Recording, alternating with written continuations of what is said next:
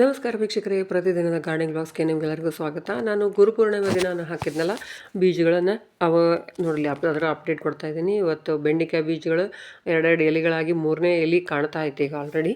ಅಂದ್ರೆ ಒಳ್ಳೆ ರೀತಿಯಲ್ಲಿ ಇದು ನನಗೆ ಸ್ಪ್ರೌಟಿಂಗ್ ಕೊಟ್ಟೈತಿ. ಆಮೇಲೆ ಗಜ್ರಿನೂ ಸಹಿತ ಎಷ್ಟು ಚೆನ್ನಾಗಿ ಬೆಳೆದಿದೆ ನೋಡಿರಿ. ಆಲ್ಮೋಸ್ಟ್ ಎಲ್ಲ ಬೀಜಗಳು ಚೆನ್ನಾಗಿ ಜರ್ಮಿನೇಟ್ ಆಗ್ಯಾವು. ಇನ್ನು ಬೆಂಡೆಕಾಯಿ ಬದ್ನಿಕಾಯಿನ ಅಂದ್ಕೊಂಡಿರಲಿಲ್ಲ ಇಷ್ಟು ಚೆನ್ನಾಗಿ ಬೆಳೀತಿದೆ, ಆಮೇಲೆ ಇಷ್ಟು ಎಲ್ಲ ಬೀಜಗಳು ಇಷ್ಟು ನೀಟಾಗಿ ಬರ್ತಾವೆ ಅಂಥೇಳಿ. ಬಟ್ ಅದು ಸಹಿತ ಭಾಳ ಚೆನ್ನಾಗಿ ಬಂದೈತಿ. ಇನ್ನು ನೆಕ್ಸ್ಟ್ ಮಾಡ್ತಾ ಇರೋದು ಅಂತಂದ್ರೆ ರೆಡ್ ಮುಳ್ಜಾಜಿ ಗಿಡಗಳನ್ನು ಕಟಿಂಗ್ಸ್ನ ಹಚ್ಚೋದು. ಈ ಮಳೆಗಾಲದಂತೂ ನನ್ನ ಕೆಲಸ ಜಾಸ್ತಿ ಅಂತ ಹೇಳ್ತಾ ಇರ್ತೀನಲ್ಲ, ಈ ರೀತಿ ಕಟಿಂಗ್ಸ್ ಹಚ್ಚೋದು ಮಾಡ್ತಾನೆ ಇರ್ತೀನಿ. ಇದನ್ನು ಕಟಿಂಗ್ಸಿಂದನೂ ಬೆಳಿಬಹುದು, ಬೀಜದಿಂದನೂ ಬೆಳಿಬೋದು. ಹಾಗೆ ಆ ಬೀಜ ಎಲ್ಲ ಕಡೆ ಸಿಡಿದು ಮತ್ತು ಸಸಿಯಾಗಿರ್ತಾವೆ, ಆ ಸಸಿಗಳನ್ನು ಸಹಿತ ಬೆಳಿಬೋದು.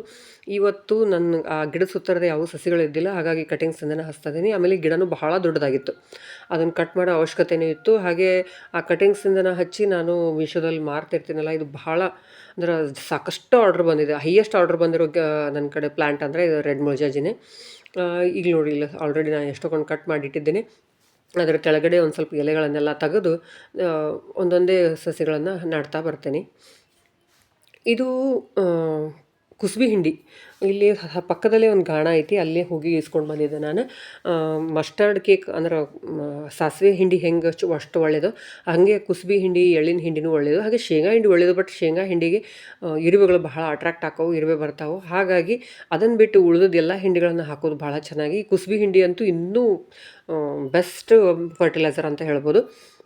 ಒಂದು ಸ್ವಲ್ಪ ತೋಡಿ ಆದ್ರೆ ಹಾಕಿ, ಇಲ್ಲಾಂದ್ರೆ ನಾನು ಹಿಂಗೆ ಮೇಲ್ಗಡೆ ಉದುರಿಸಿ ಮತ್ತು ಮೇಲ್ಗಡೆ ಒಂದು ಸ್ವಲ್ಪ ಮಣ್ಣು ಹಾಕಾಕೋತೀನಿ. ಯಾಕಂದ್ರೆ ಅದಕ್ಕೊಂದು ಸ್ವಲ್ಪ ಮಣ್ಣಿನ ಪ್ರಮಾಣ ಕಡಿಮೆನೇ ಆಗೈತೆ ನನ್ನ ಗಿಡಗಳಿಗೆ, ಹಂಗೆ ಹಾಕ್ತೀನಿ. ಯಾವುದಕ್ಕೆ ಮಣ್ಣು ಸರಿಯಾಗೈತಿ ಅಲ್ಲಿ ಒಂದು ಸ್ವಲ್ಪ ತೋಡಿ ಅದನ್ನು ಹಾಕಿ ಆಮೇಲೆ ಮತ್ತೆ ಮಣ್ಣು ಮುಚ್ತಾ ಇದ್ದೀನಿ. ಇದು ನೋಡಿ ನನ್ನ ಸೇವಂತಿ ಬೊಕ್ಕೆ ಎಷ್ಟು ಚೆನ್ನಾಗಿ ಕಾಣ್ತಾ ಇದೆ. ಆಮೇಲೆ ಇದು ಜರ್ಬೆರಾ ಹೂಗಳು, ನರ್ಸರಿಯಿಂದ ತೊಗೊಂಬಂದಿರೋ ಹೂಗಳು ಭಾಳ ಚೆನ್ನಾಗಿ ಬೆಳೀತಾ ಇದ್ದಾವೆ.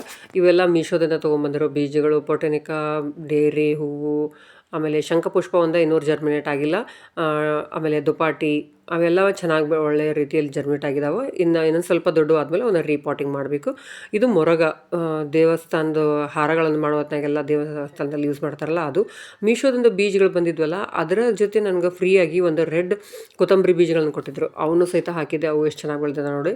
ಇದು ನೋಡಿ, ಲಾಸ್ಟ್ ಟೈಮ್ ಹೇಳಿದ್ದಲ್ಲ ಮೆಂತ್ಯ ಪಲ್ಯನ ಮೇಲ್ಗಡೆ ಕಟ್ ಮಾಡಿದ್ದೆ, ಅದು ಮತ್ತೆ ಬೆಳಿಬೋದನ್ನು ನೋಡೋಣ ಅಂತ. ಅದೇನು ಬೆಳೆದಿಲ್ಲ, ಈಗ ಅದರದ್ದು ಅಪ್ಡೇಟೇ ಇದು. ಈಗ ಮತ್ತೆ ಅದಕ್ಕೆ ಅದನ್ನೆಲ್ಲ ತೆಗೆದು ಬೇರೆ ಬೀಜಗಳನ್ನು ಬೆಳೀತಾ ಇದ್ದೀನಿ. Thanks for watching. Please subscribe.